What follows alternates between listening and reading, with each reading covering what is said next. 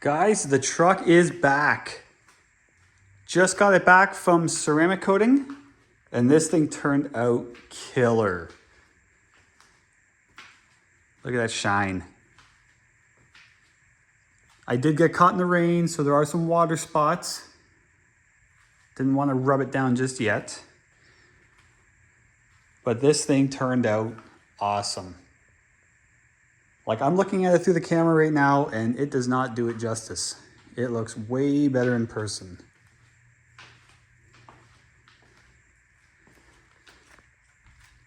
Look at this thing.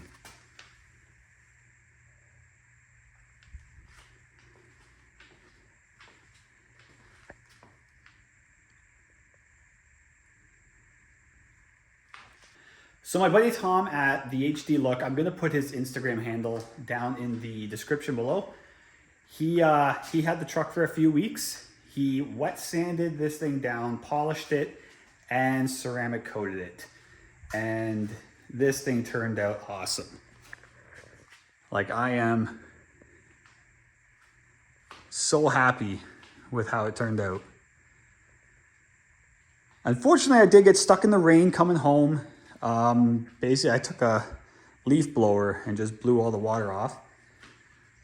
But yeah, it turned out really good.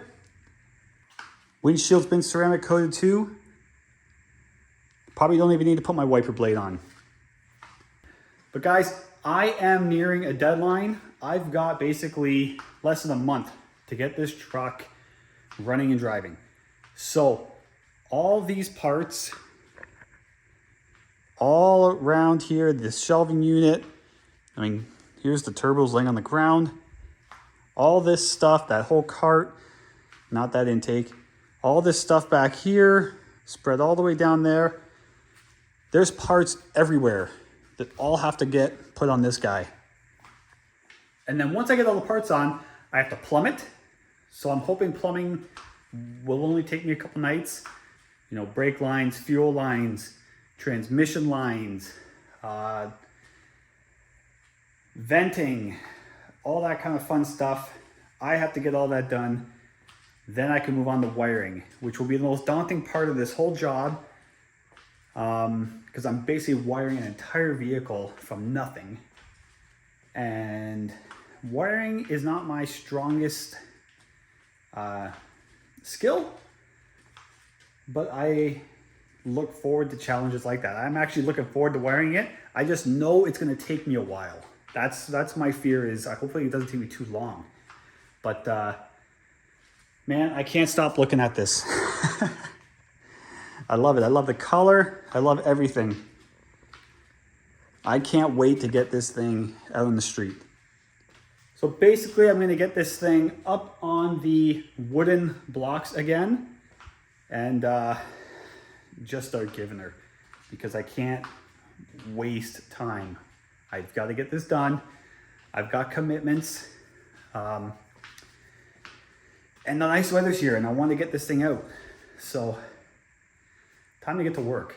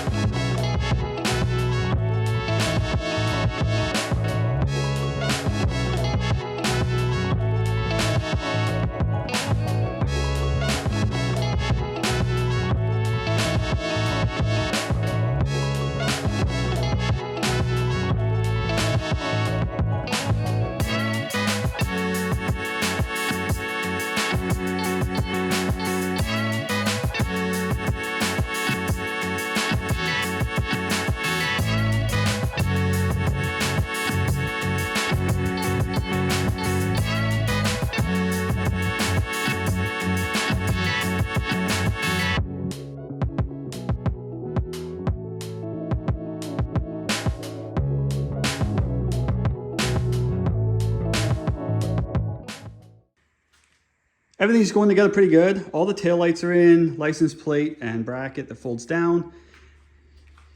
Ice water tank, battery, trans cooler, utility box, all that kind of stuff all went in pretty simple. I mean, it's already been in once.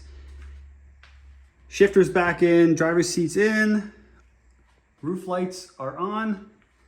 I'm leaving the passenger seat out for now. It'll make wiring this stuff easier if this wasn't in just yet. Got my CO2 bottle mounted. That's a Motion Raceworks twin wastegate kit. Pretty simple setup. Actually, really nice single mounting bracket. At the back, I've already got my 2 pumps mounted, and obviously the tank's in. I've got 2 -10 fittings down there coming out the back. And I've got all of this. I'm using -10 PTFE lines, so E85 will not eat through them. And if I want to choose a more aggressive fuel, I can. I do have -8 as well. I may use that for the return. I bought a lot of this stuff quite a while ago, so I'm trying to remember what my plan was at the time. I have an awful lot of -10, so I could run it front to back, like for the feed and return. So, but we'll see. I'm gonna start from the tank, work my way forward, and then see what I got for coming back. I will be running a flex fuel sensor, so I got the Motion Raceworks flex fuel sensor mount. 4 filters, 2 for each pump. I've got a shut off, which I'm just gonna use as a drain. I wanna be able to drain the fuel out if I want. If I'm switching from, pump gas to E85, and I don't wanna sit there, if I have a half a tank of pump gas, I can just drain it out instead of mixing it. So that's what the drain's gonna be for. And there's my filters and a whole whack of fittings, like a lot of fittings. Not just for the fuel system, some of this for the transmission lines and venting, stuff like this with the push. Some of that's for the venting. But yeah, lots of stuff here. I got most of the stuff all came from Racetronix, and I find that they have just about everything, and the stuff seems pretty good. I've had Racetronix fittings and stuff on my car for quite a while, like over 10 years, and they've been fine. And I find that these aren't as expensive as a lot of the other brands, so it's not a bad go-to. All right, I kind of threw some pieces together. The first hose I'm gonna make, this is my drain, my lower fuel pump, which is gonna be my primary pump.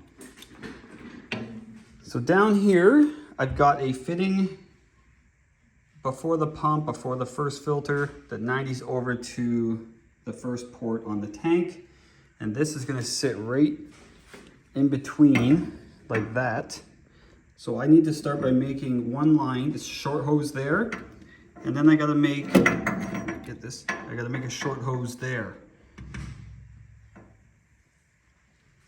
So I'm just gonna show you how I make the hose. Then I'm gonna go to town and just slap the rest of this together and show you the finished product. If I do a time lapse showing this whole thing of me doing every single fitting, it's just gonna be boring to watch. But I'll show you how I make my hoses, because I actually tried a few different techniques to deal with this PTFE. It is different than your typical braided line where it's just a rubber, right? This is just a rubber with the metal and nylon, whereas PTFE has that plastic liner inside. And it is a different procedure when you put that together, because see how this has this piece inside, whereas the other style, your rubber hose style, fittings don't have that. This actually has to get wedged in. You have to shove this sharp end right here between, if I can focus, between the metal braid and the plastic Teflon liner inside. So it goes over the Teflon but under the metal. But I'm going to show you how I do this. All right, we're going to start off with how to cut it. If you have a set of hose cutters, just a manual shear style, that would be ideal. If you're like me and you don't have a set of that, but you do have a super dangerous, sketchy grinder with no guard and the on-off switch doesn't work, you can use that. Because believe it or not, it doesn't melt that liner inside. I thought it would, but it doesn't. So before you cut it, wherever you're going to cut it, I'm going to cut it off just for argument's sake to show you how I do it.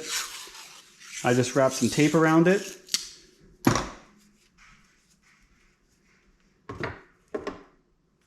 Spark up your sketchy grinder.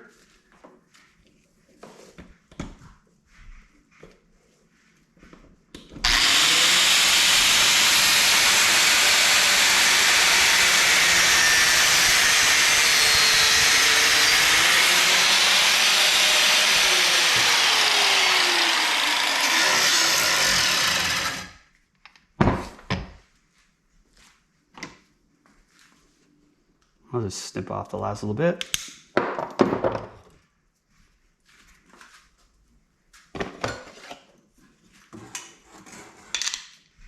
Any kind of shavings, blow them out.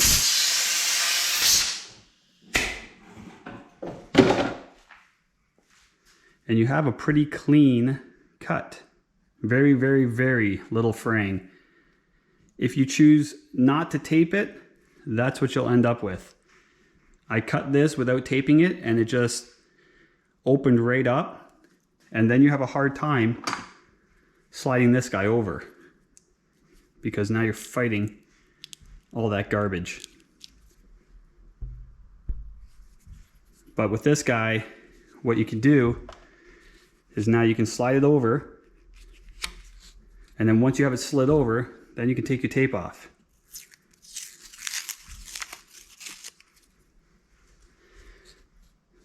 So, pretty simple. Now we want to open this up. So just grab a small flat screwdriver, and you're just going to go around and you're just going to open it up a bit. Try not to mutilate the plastic inside. But basically you want it to look like that looked.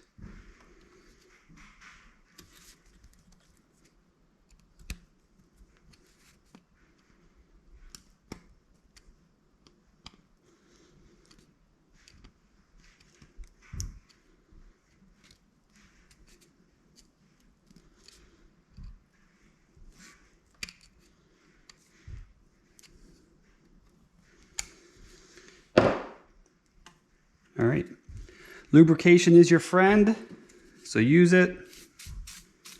A little WD-40.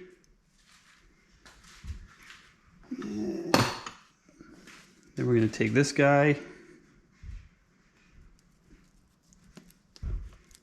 shove her in, push against something, and it's going to bury pretty much all the way until it hits that inner lip. There is a lip inside, so that's as far as you want to go with it. Then we slide this guy up.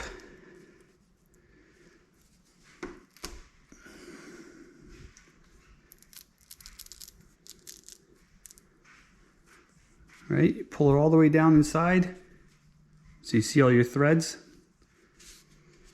And then if you don't have these, pick up a set. They're not expensive. They're magnetic. They attach right to your vise. And if you have a lot of lines to make, I think it was like, 15 bucks or something for the clamps.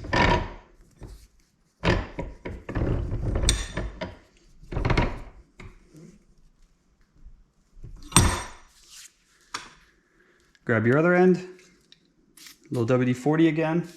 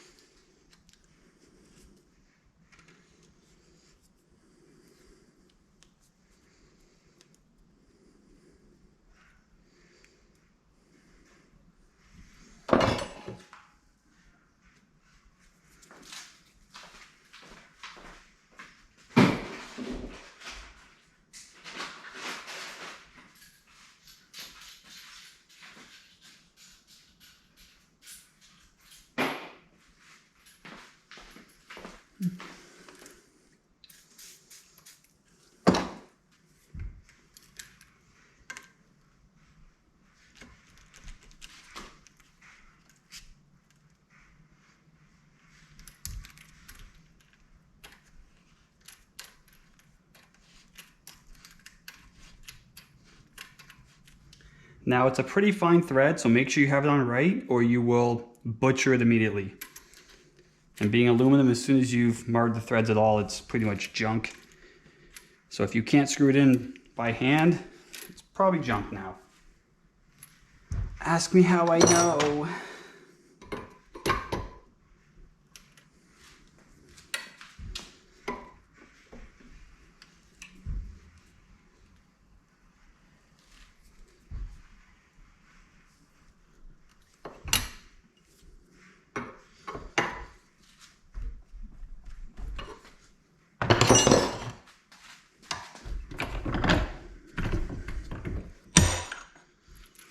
There you are.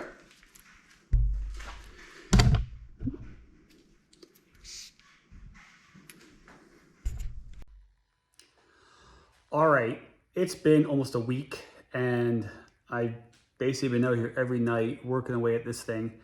And I've got most of the plumbing done. This is one of those projects, there's so many things that have to be knocked out and there's so many little pieces involved in everything. And as you're doing it, you realize you're missing pieces. So a lot of what I've been having to do all week is do as much as I can on, let's say, the fuel system until I realize I'm missing a certain fitting.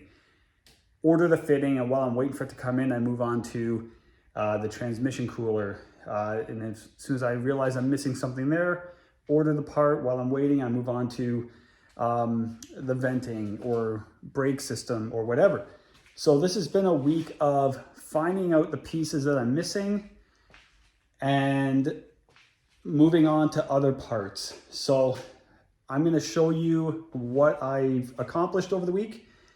I've made a pretty good dent in it, and I'll show you what I have left. As you can see, I've got the rear end hanging. I'm kind of all over the place. I noticed when I was under the truck doing the rear brake lines, see, I've got my flex lines in place from my calipers inward.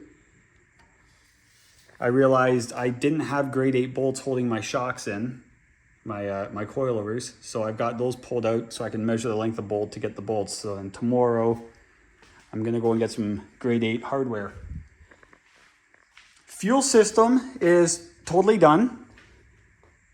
I've got my dash 10s coming out of the tank with my drain valve into my filters, into the pump, into the secondary filters, flow back valve, drain back valve. So this is my primary fuel pump. And because they wide together right here, this pump doesn't turn on until it sees a certain amount of boost. So if I'm just relying on that bottom pump, if you don't have that valve in there, the fuel will go up, hit this Y, come back down this line, and actually flow backwards through this pump, and you'll lose all your pressure. So you need that valve on your secondary pump if you're choosing to run 2 pumps like this. But then we've got them wired together, still a -10. Under the truck to where the flex fuel sensor is. And then I come up here and I wire off into 2 -8s into the back of each fuel rail. All right, come around the other side here, you get a better look.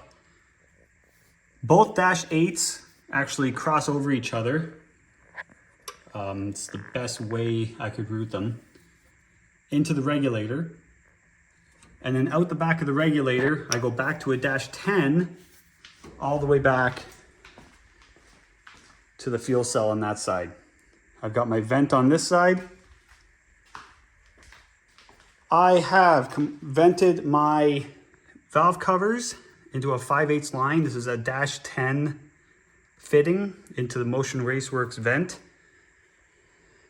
Those guys run all the way back to my vent tank. So the venting is done, fuel system's done. My intercooler, air to water intercooler, I've got one hose run, my other one's gonna come out the bottom. I'm short on my hose, so I need to get more. But the hose is running back. I've got it going into my pump. Then I've got to finish coming out of the tank and stuff. I'm still waiting on a couple hose barbs. My brake system is partially done. Like I did start on, I got all my flex lines mounted. I still have to do my hard line, but I got to wait for a T to show up for the front. This is all the little things, like as I'm doing it, I'm finding things that I forgot to order. And while I'm waiting for it, I move on to something else.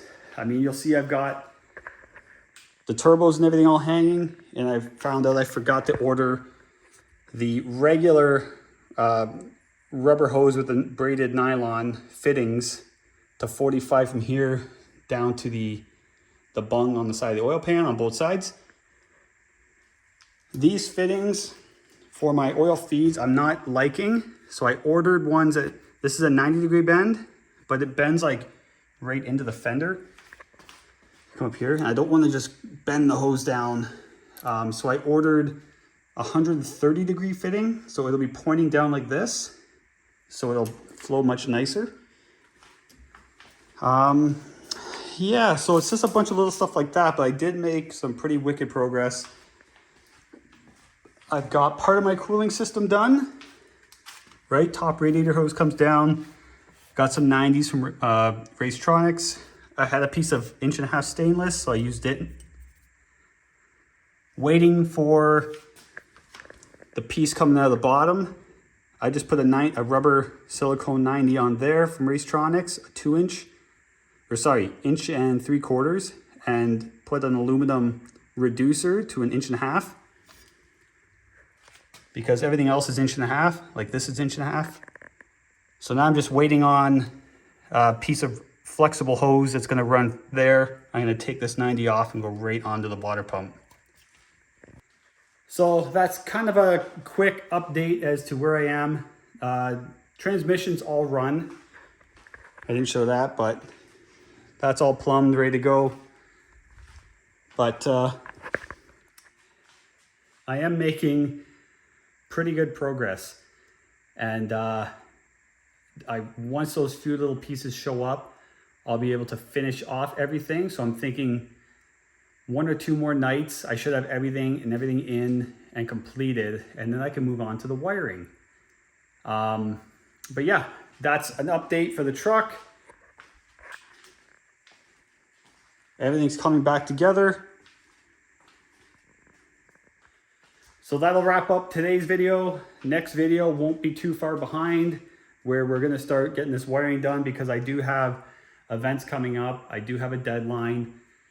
And my wife has been very understanding about all this. So she's allowed me to come out here just about every night to keep plugging away on this thing. But that'll do it for today. We'll see you guys next time.